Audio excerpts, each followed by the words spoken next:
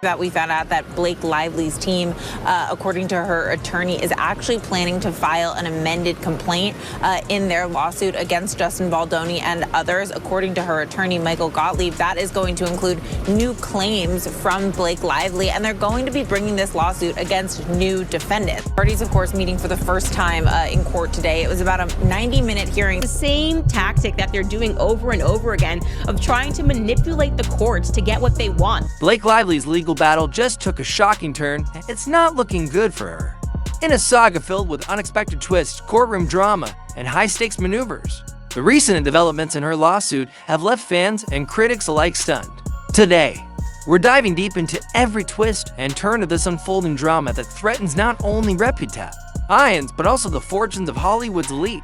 Blake's team has been locked in a legal showdown with Justin Baldoni and several others, and the tension reached new heights recently. Despite being granted an extension until Valentine's Day, Blake's legal team wasn't satisfied. In a bold move that raised eyebrows across the courtroom, they pushed for an even further delay until March 5th, but the presiding judge, clearly unimpressed, cut through the theatrics with a swift refusal.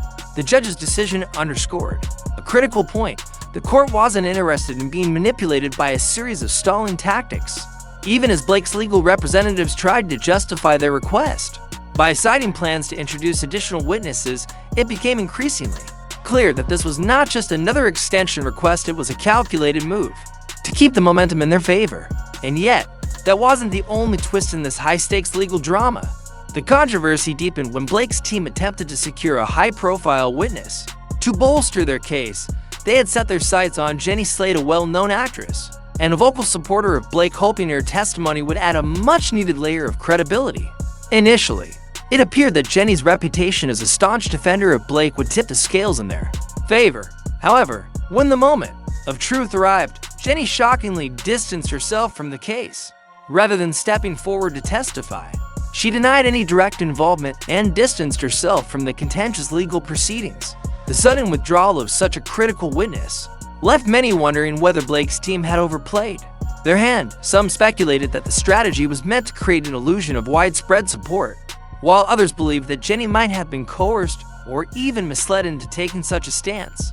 In any event, the fallout from her non-testimony sent ripples through the courtroom, setting the stage for even more dramatic developments. Just as it seemed that the unraveling of Blake's legal strategy was reaching a tipping point, another revelation rocked the proceedings. In an unexpected twist, Justin Baldoni's lawyer, Brian Friedman, stepped into the spotlight armed with hard evidence that exposed a glaring hypocrisy. On the other side, Friedman revealed receipts and documentation that contradicted the narrative put forth by Blake's team. Contrary to their claim that they needed additional time because of overlapping legal actions from another party, it turned out that Blake's team had, in fact, initiated separate legal proceedings all on their own. Records showed that Blake had filed a lawsuit against Jed Wallace in Texas, a move that predated Wallace's own response by 2 full weeks. This revelation not only discredited Blake's justification for the extension, but also painted a picture of a legal strategy built on shifting blame and distorted timelines. The courtroom fell silent as Friedman's evidence underscored a fundamental truth. When your own records are against you, no amount of theatrics can salvage the narrative. If that wasn't enough to shake the foundation of Blake's case, the drama escalated even further with a failed attempt to control the narrative outside the courtroom. In a move that appeared designed to silence dissent and manage public perception, Blake's team sought to impose a gag order on Justin Baldoni's lawyer. Their aim was clear: prevent Friedman from speaking to the media and potentially exposing more damaging information, but in a twist that left many spectators exclaiming, "Nice try." The court promptly denied the gag order. Instead of muzzling Friedman, the decision empowered him to continue his public commentary on the case. This ruling not only undermined Blake's strategy, but also turned the tables by granting the opposition a louder voice in a battle that was already waged as much in the court of public opinion as in the legal arena, with Friedman now free to share every inconvenient detail. The balance of power appeared to be shifting in a direction that could spell disaster for Blake's carefully constructed narrative. As if the courtroom drama wasn't intense enough, Justin Baldoni's team decided to take the battle to the digital realm. Over the weekend, they launched a dedicated website that quickly became the epicenter for all things related to the case. This wasn't just any website, it was a comprehensive digital repository boasting an amended legal complaint, a meticulously compiled 168-page timeline of events, and, perhaps most explosive of all, never-before-seen text messages allegedly exchanged between Blake and Justin. The website provided a level of transparency that left no room for doubt. Every piece of evidence was laid out for public scrutiny, turning the case into an open book. For fans, legal analysts, and even casual observers, the impact was immediate. The website not only dismantled Blake's attempts to bury the details behind legal jargon and sealed court documents, but it also forced the narrative into the public domain. With every digital page turned, the credibility of Blake's side of the story began to crumble, inviting a flood of speculation and heated discussion across social media and beyond. The unfolding drama took yet another unexpected twist when a private message from none other than Ryan Reynolds entered the spotlight. Known for his charismatic public persona and close relationship with Blake, Reynolds' involvement added a new layer of complexity to the case. A leaked text message sent from Ryan to Justin Baldoni captured a moment of excitement at a time when Reynolds expressed genuine enthusiasm about a project with Baldoni, casually remarking, "This is going to be incredible. I happen to adore you." At the time, the message seemed like nothing more than friendly banter.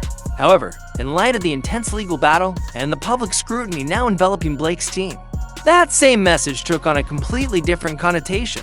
What was once an innocuous show of support now looked increasingly like a piece of evidence that could be reinterpreted in a myriad of ways. Was Ryan aware of the undercurrents that might be steering this legal storm? Or was it merely a case of misplaced optimism in the early days of a project that has since spiraled into a high-stakes conflict? As speculation mounted, the implications of this seemingly benign text message continued to ripple through the media, leaving everyone to wonder just how deep the connections ran in this tangled web of alliances and legal skirmishes. All of these explosive developments come at a time when the stakes couldn't be higher. With a staggering $400 million on the line, the outcome of this case is not just about legal technicalities. It's about the very future of Blake Lively and her close associates. The potential financial ruin is enormous if the scales tip against her. The consequences could be catastrophic for Blake. This lawsuit isn't merely a battle fought in court. It's a full-blown crisis that could derail entire careers, force a reevaluation of future projects, and shatter the carefully curated images of two of Hollywood's most beloved stars.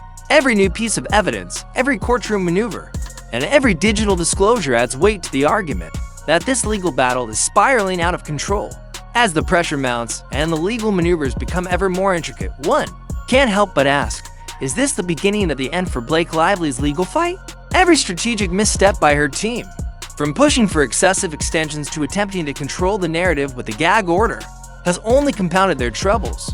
With the opposition exposing critical discrepancies at every turn, the future of the lawsuit hangs by a thread. The courtroom has become a stage for a dramatic contest of wills, where every move is scrutinized and every miscalculation is met with swift and unyielding rebuttal. The question now isn't just about who will ultimately win the case, but rather how many more missteps can Blake's team afford before the weight of their own strategy crushes them. In the midst of this escalating drama, the role of the public cannot be underestimated.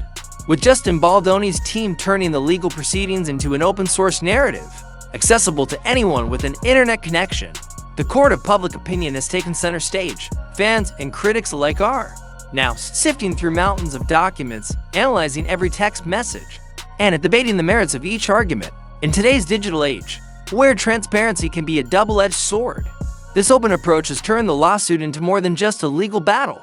It has transformed it into a public spectacle. Every new revelation is shared, dissected, and discussed across social media platforms, making it nearly impossible for anyone to remain indifferent to the outcome. As public sentiment sways between sympathy and skepticism, the pressure on Blake's team to deliver a convincing case becomes even more intense. Now, consider the broader implications of what's at stake here. A $400 million lawsuit isn't simply a number on paper.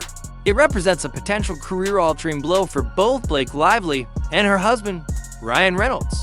The financial ramifications extend far beyond the courtroom, potentially affecting future endorsements, movie projects, and overall marketability. The pressure of such a high-stakes battle isn't just legal, it's personal, financial, and deeply emotional. For a public figure whose career has been built on a carefully maintained image of strength, resilience, and success, the possibility of such a monumental loss is almost unfathomable. Every legal misstep, every failed strategy, and every public exposure of internal conflicts chips away at the facade of control and power that Blake's team has worked so hard to project. At this point, it's clear that the battle lines are drawn not just between two legal teams, but between two competing narratives. On one side, you have a legal strategy that appears increasingly desperate and reactive, filled with last-minute extensions, questionable witness selections, and attempts to manipulate both the court and public opinion.